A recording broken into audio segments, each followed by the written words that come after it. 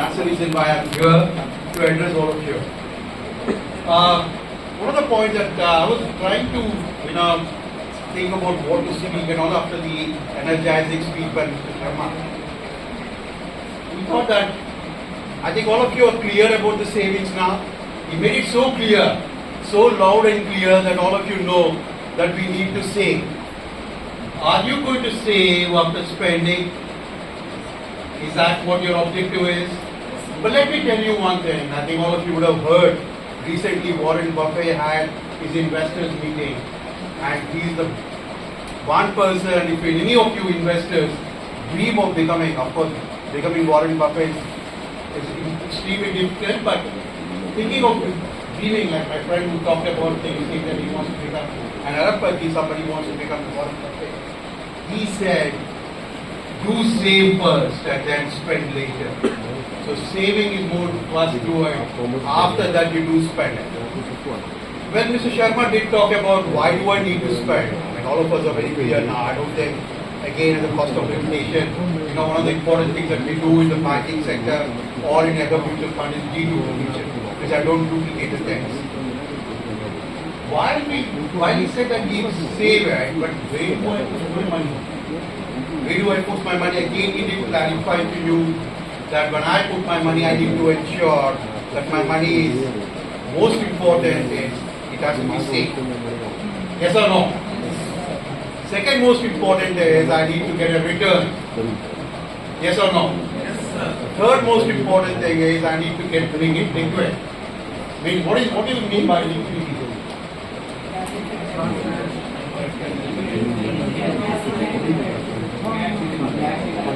Cash in hand.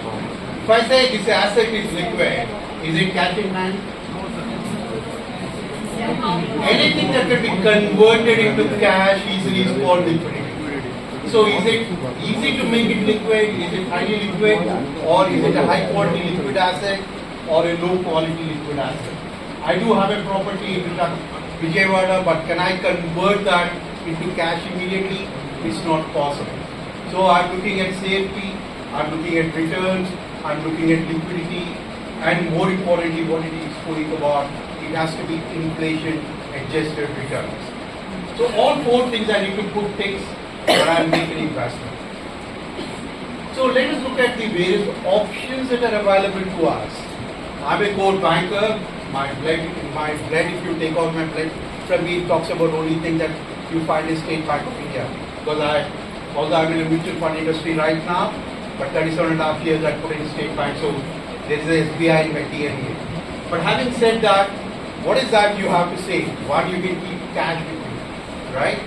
Like we did talk about 2,000 rupee notes lying in with mothers and all. Yes, the best financial investor, best financial planners are mothers.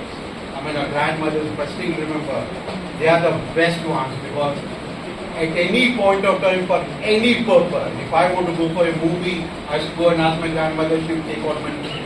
Somebody wants for something else, they had money for everything, every occasion.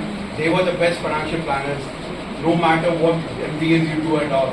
You can't beat them, but let's keep it aside. So what is he's talking about financial planning, but what are the various assets that I can have? Keep the money in the banking, put the money in equities, put the money in bonds, put the money in alternate investment funds. What is alternate investment fund? Put the money in private equity. What do you mean by private equity? How many of you have seen Shark Tank? Do you people see Shark Tank and all? Any one of you have seen it? Yes. All of you have seen it. Fantastic. So you all are budding entrepreneurs. I mean, apart from being the job, seeking jobs.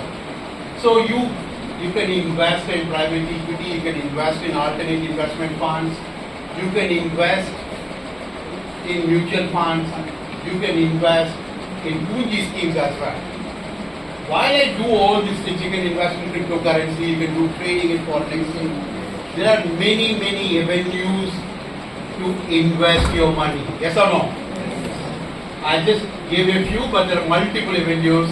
And when I was heading the treasury of State Bank of India, you know what was the amount that I was handling? I was handling around 12 lakh crores. 12 lakh crores was the portfolio that I used to handle, and we were putting our money across in various investments into various portfolios that we had. But now that I have told you about the various revenues, what is important for all of us is to put a tick. Is the money where I'm investing, is it going to be safe, secure? Is it going to give me a good return? Is it going to give me liquid? Is that going to be inflation adjusted? If you're going to put tick to all these things, then you're fine. But again, other important thing is we need to understand what is the risk that I can take. What is my nature? There's some of us who say that I'm an aggressive player. Some of us say that I'm a moderate player. And some of us say that I'm a very, very conservative player. Like people like us who are the old generation, you are more of a conservative nature. What do you mean by conservative nature? If you don't take risks, you're not habituated, you're not taking the risk, and then you're not an entrepreneur. That's the reason why. Of course, we keep telling that's the reason why I joined in a bank. I joined as a provisionary officer, that's a different thing.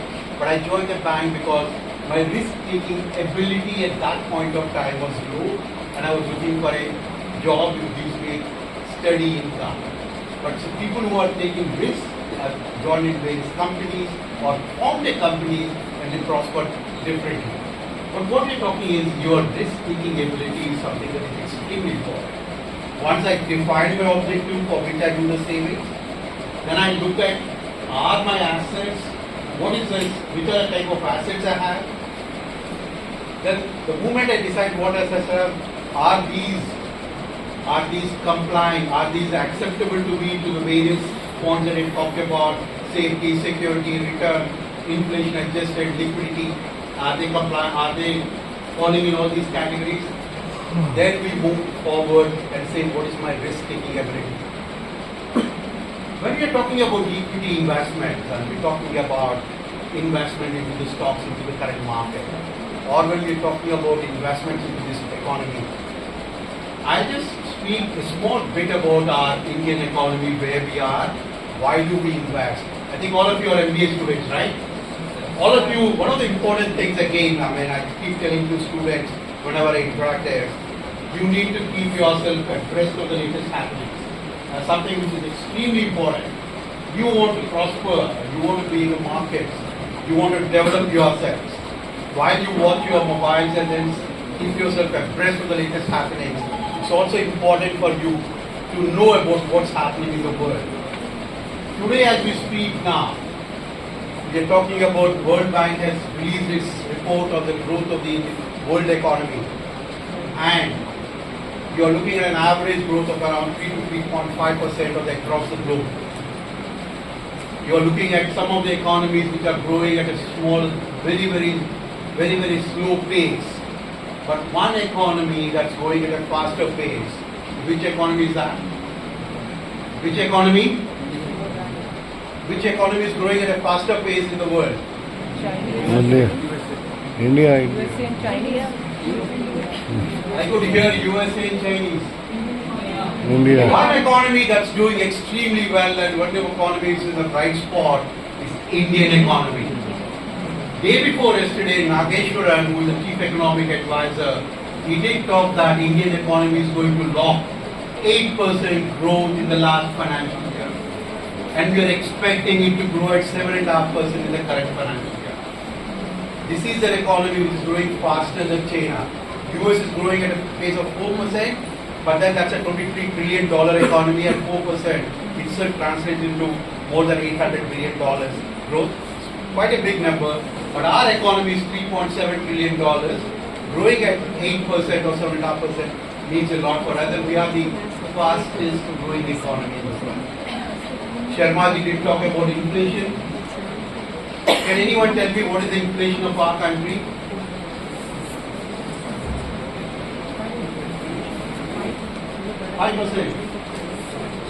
It's a 5.7% is what has been locked recently.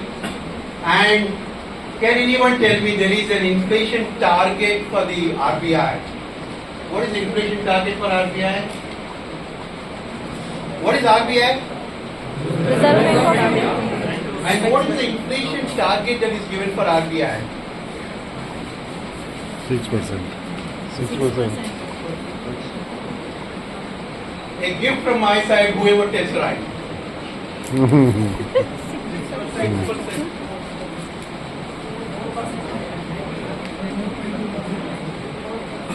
Okay. I'll not be, I mean, we're going to have lunch, so let me not tell It is 4% plus or minus 2%. The target that is set for Reserve Bank of India is 4% plus or minus 2%. That is, it has to be within a range of 2 to 6%. That's a target set for by Reserve Bank, by the government of India to RBI, saying that inflation has to be within this particular boundary. Now we are looking at, but inflation is under control in India, whereas if you look at globally, inflation is gone beyond control, and that's one reason why FOMC, what is FOMC again?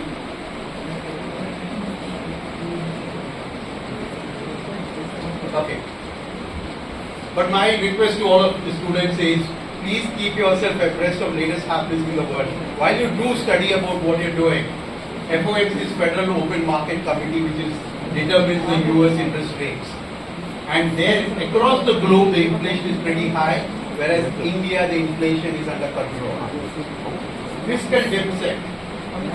Again, is that a new word that I'm coining, or you all will know it? What is fiscal deficit? Fiscal deficit and current account deficit, the twin deficits of a country, are under control. The inflation is under control. Then you have demographic dividend. What is demographic dividend?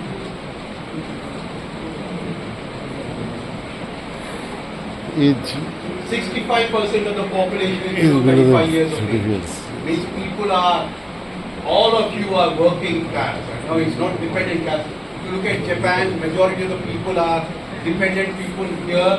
Majority of the people are going to be the youth, and they are the working class. They are going to generate assets. So you have a demographic dividend, your inflation is under control, your growth is good, your current account deficit, your fiscal deficit are under control, and you have a stable government. Hopefully June 4th results are going to give us a stable government. More importantly, again I'll just leave it in order of your mind.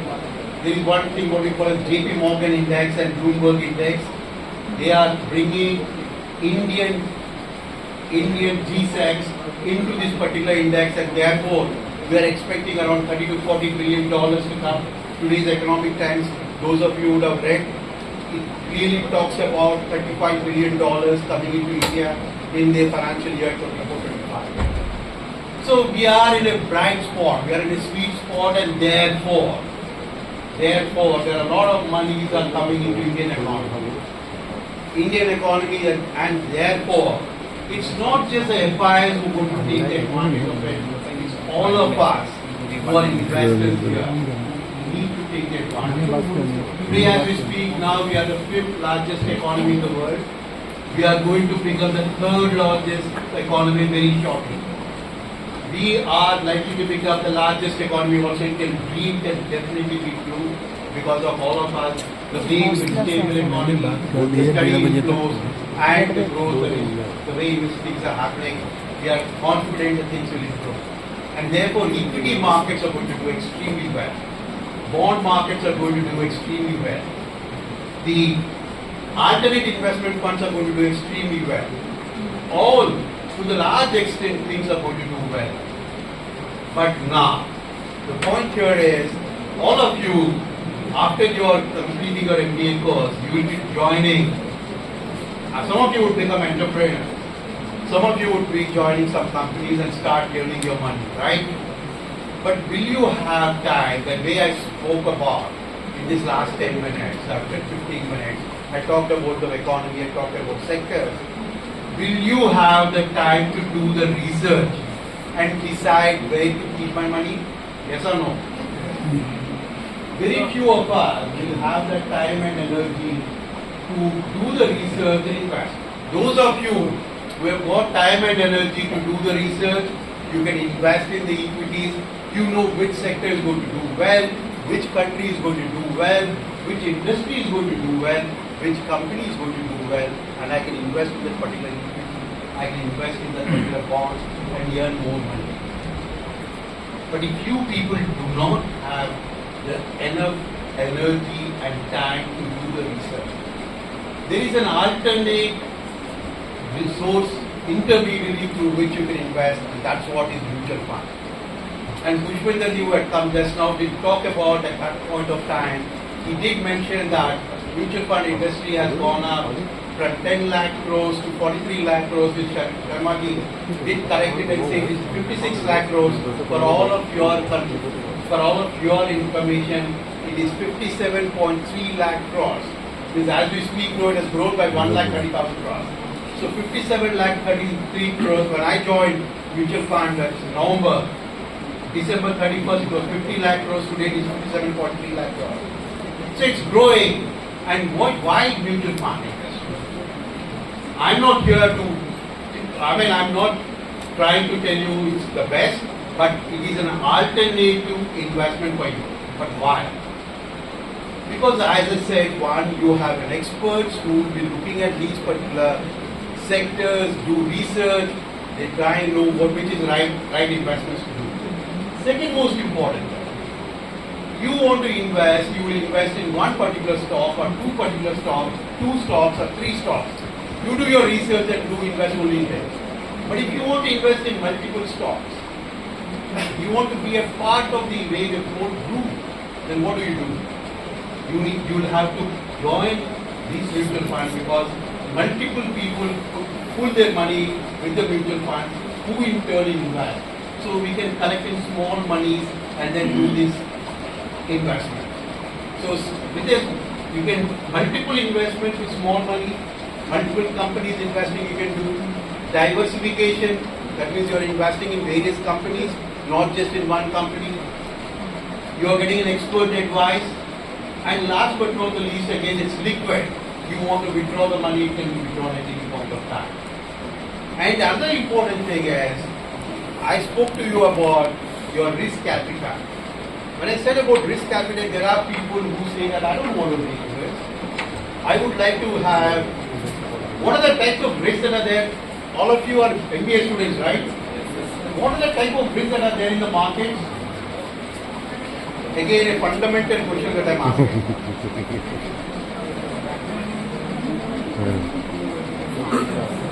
Systematic and non-systematic.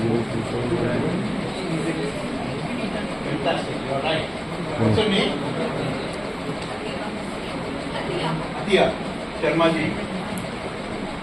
Very good. Liquidity risk is one important thing. And any other risk?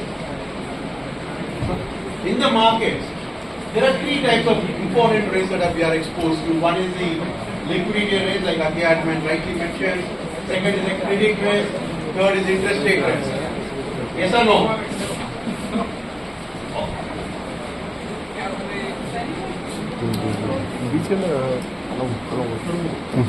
All of you are with me or you are with me or not with me? Yes or no? Yes. Okay.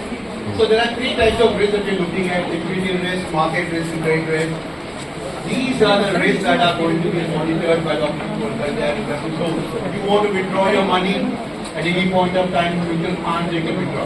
Now, when I'm talking about risk appetite, I'm an aggressive, I'm a conservative player. Some of us are conservatives. Then I think that what do you do? Mutual funds give an opportunity for investing in fixed income securities or in securities which are going to invest in G-Secs and P-Bets. So it is good. If it is government securities, it is going to be safe. Government securities are called gilded securities because they don't fail. It is safe and secure. So you have an option. If you are a conservative, you can invest in funds which are going to put in G-Secs. Or you are putting in large cap funds, means they are all blue chip companies. So you have a large cap fund where the people invest in that. So you are a conservative, you are not taking risk. The return will be slightly lesser, but it's going to be safe and secure. So you're going to put in large cap. You are a high risk player, you are an aggressive player. And therefore what do? You will take you try to invest in those companies which are going to give you better returns. There is a good scope for the company to grow. When there is a good scope for the company to grow and a small company becomes medium to become large, the return that you're going to get from this particular company is going to be substantial. But you're taking high risk there. It's a high risk, high return, and that's what is called small cap. So do you have a separate scheme which is going to invest in small cap and mid cap? If you are in between a hybrid, that you're looking to be safe, at the same time you're looking for a slightly better return, there's going to be a hybrid fund which invests both in small cap, mid cap and large cap at a different proportion, or even in debt securities and equity securities also. So what is that you're getting? You're getting multiple choices to invest your money. It's not just that you're going to invest. So is that going to put a tick of all the things that I mentioned? Yes. And the last but not the least, again, I would like to tell you is these investments again, nowhere in the world, if you are an investor in one particular company and you want to invest in multiple AMCs, they ask you to know your customer, they ask you to do KYC. For each and every company I work, as I explained to you, I was in charge of the international banking group and I was in charge of around my own foreign offices in 35 countries. Everywhere the digitalization is so poor when compared to India. But in India, if you do your KYC with one particular AMC, you can invest in any of the AMCs. This is one part of it. Second important thing is it's digital and regular. I think Sharma did talk about it both in terms of you can invest directly through your mobile app, or you can do it through distributor as well. And last important thing is the disclosure system. It is one of the best in the world. Every month we come out with a fact sheet. We tell you your money is given to us and we invested in ABC companies, we invested in ABC securities. There is a riskometer. Every scheme has a proper disclosure. That's what we call as a riskometer. And that riskometer tells you about whether this particular scheme is a high risk, medium risk or low risk. Since all these facilities are available in mutual funds, and that is the reason why one particular statement, as all of you would have heard, the statement what it says is mutual funds sahi hai, is the right thing for us to do it, and therefore I request all of you to understand one of the important things I, as an investor, what I do is, whatever you're going to do, financial planning, what Sharma ji talked about, anything that you do, you understand the risks that are there in that particular product. If you do not understand, if you do not identify the risk, please don't do it. Be it your job option, tomorrow you're going to take a job, define what your objective is. If you're setting up if you're going to become an entrepreneur, define what your objective is. Identify what risks are there and what are the advantages going to be more than the disadvantages. If that be the case, go ahead and do it. But we are in a very, very bright spot, and I would urge all of you, since you are youngsters, you are more like my children, I urge all of you, again, to read, study, keep reading, keep yourself abreast, and you want to become Bill Gates or you want to become Warren Buffett, it's not easy to become. You can dream big, but to dream big and to be a part of this growth story, the Indian story, you all have to study, keep learning, which at this age of 61 years I do it. All the very best to all of you.